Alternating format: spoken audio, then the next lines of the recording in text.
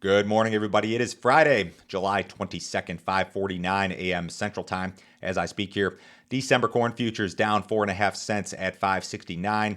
November soybeans down 1.25 at $13.25. September Chicago wheat down 26.5 at 7.79 3/4. September Kansas City wheat down 23.5 at 8.37 3/4. September spring wheat down 23.5 at 8.89. If you guys are listening on the podcast, appreciate it. Leave me a review on that Apple app in particular. Could use some more. If you're watching on YouTube, make sure you subscribe to the channel, like these videos, leave me a comment, give me a crop update. All of those things will help YouTube to help me to grow this channel. If you'd like some additional information from me, guys, go to my website, www.standardgrain.com. Check out my premium subscription service today. You should sign up. I send a ton of information to my premium subscribers every single business day. Morning email goes out about 5:30 a.m. Central. In that email, you will see every overnight headline you need to be aware of. Tons of interesting charts, graphics, lots of weather info this time of year. Really everything that's on my mind every single business day.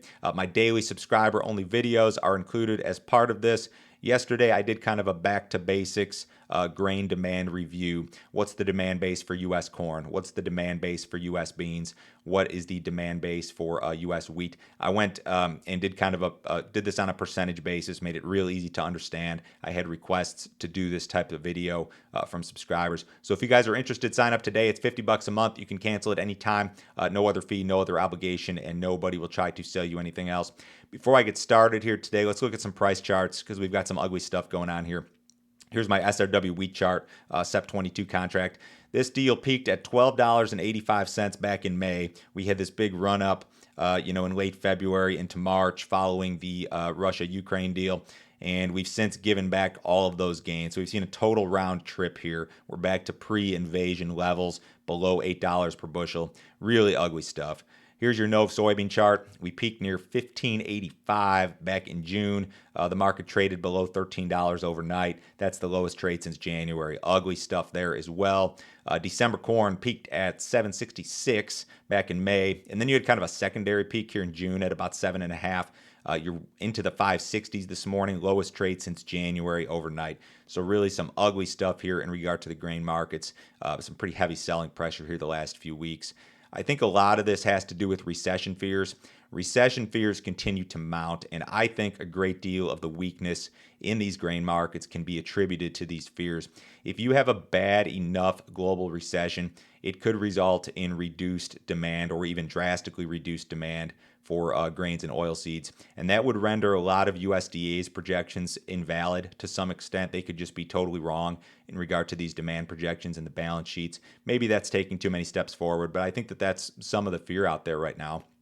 Central banks are hiking rates, and all of the central banks, they failed to see that all of this COVID-related stimulus money, all of the lockdowns, they failed to see that those things would result in multi-decade highs in inflation. And they missed it, and they messed up, and now we're going to pay the price for it the way that it looks. Many of the big banks in the U.S. put recession odds at about 50%. I think a lot of people believe that the probability is actually much higher. The European Central Bank hiked its benchmark rate for the first time in 11 years just yesterday. The U.S. is going to hike again. So that's a big part of the deal here. I'd love to tell you guys every day that every move in corn, soybeans, and wheat has to do exclusively with supply and demand, yield prospects and weather and all of that stuff. But I just don't think it does this time around. I think that there are other things at play here. And I will talk about weather here in a second. We do have some crop issues, but I think that these recession fears are maybe the bigger driver of prices here. Now, on that same note, U.S. initial jobless claims rose to an 8-month high last week. Initial claims totaled 251,000. That's the highest level since November of last year. So this reading is perhaps an indication that the labor market is beginning to slow. Although you've got to note this. We've still got more than 11 million open jobs in the United States, according to government data. The number of job seekers or the unemployed is about 6 million. So you've really got like 2 open jobs for every person looking for a job.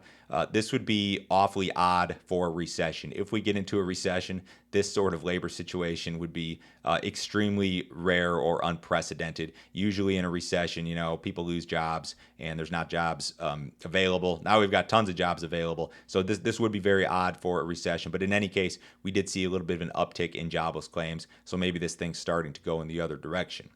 In international Ukraine news, Turkey says that they're going to sign a deal today to resume Ukrainian grain exports. Ukraine, Russia, Turkey, the UN will reportedly sign this deal that will resume Ukraine's grain exports out of those Black Sea ports. Details not available at this point. The Kremlin did say early this morning that its defense minister would sign the grain deal. Ukraine's deputy ag minister said this yesterday. The majority of the infrastructure of the ports of wider Odessa, there are 3 of them, remains. So it is a question of several weeks in the event there are proper security guarantees. And that's what a lot of the deal is, I think, is security guarantees and how they're going to go about doing this. A lot of people are skeptical about this, myself included. Even if a deal is signed, a lot of people think that there will be no big increase over the short term in exports, but maybe a positive sign, and maybe that's why the wheat market's under some pressure here very early this morning. To get into U.S. weather, most of the Corn Belt, most of the plains, pretty much dry this morning. A little bit of rain over parts of Nebraska, maybe parts of, say, southeast Iowa, maybe southern Minnesota with a little bit of rain. Some scattered stuff over Oklahoma, Arkansas, that sort of stuff. But no big sweeping system or anything like that on the radar this morning. The next 7 days is wet for the eastern Corn Belt, southern Illinois, most of Indiana, most of Ohio, most of Kentucky, those areas. Iowa is going to be slightly drier by comparison. Missouri should see some rains. Wisconsin should do okay. Still, the plains very dry. And when you look into the extended forecast, they do bring some rains back into the southern plains, in particular, beginning maybe late next week. And it's kind of around that same time, late next week, that you should see this extreme heat kind of move out. And we're still hot here. I mean, still above normal, but that stuff that's like north of 100 degrees in the southern plains every day, I believe the way that it looks this morning is going to move out by next week. Now, that doesn't mean that the crops down in these areas in Kansas and Oklahoma and parts of Nebraska doesn't mean they're saved. I mean, a lot of that stuff's going to be beyond repair. This heat has just been excessive and extreme, and it's been horribly dry. So it's a bad deal in those areas, no doubt about it. But the extended stuff does offer perhaps a hint at some cooler temperatures and maybe some rains for those very much problematic areas of the southern plains, maybe say later half of next week. Export sales, kind of a mixed bag last week. Old crop corn sales were soft, just 34,000. New crop corn sales were pretty good at 570. Accumulated commitments of new crop corn are the 3rd best on record seasonally. They're behind only 2021 and 2013. Old crop soybean sales were poor, just 5,900, like next to nothing. New crop soybean sales were okay at 255. Accumulated commitments of new crop soybeans are the 2nd best on record seasonally, behind only 2012. So your new crop bean export book is actually pretty good, and as is the case with corn. Wheat sales for the current marketing year good at 512,000. Accumulated wheat sales for the current marketing year versus the last 10 years are maybe average to slightly below average. We have seen drought expand in recent weeks. Now, there was no real significant change this week in U.S. corn and soybean areas experiencing a drought in percentage terms. But you look at the drought map here, and it's obvious, and it's been ongoing here in the southern plains for a long time.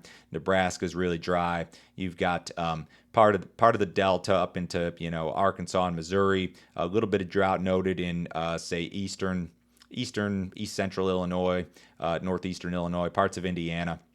But no big change on the week. So when you compare this to a month ago, corn areas experiencing a drought in the U.S., 29% versus 19% on June 21st.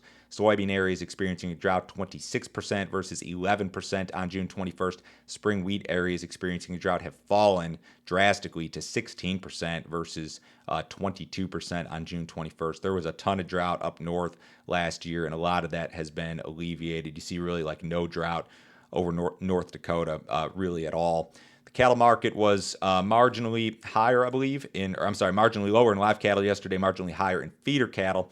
Cash trade was not anything exciting, mostly 136 in the south. We've got cattle on feed and cattle inventory after the close today at 2 o'clock, so be prepared for a little bit of volatility, perhaps on Monday morning.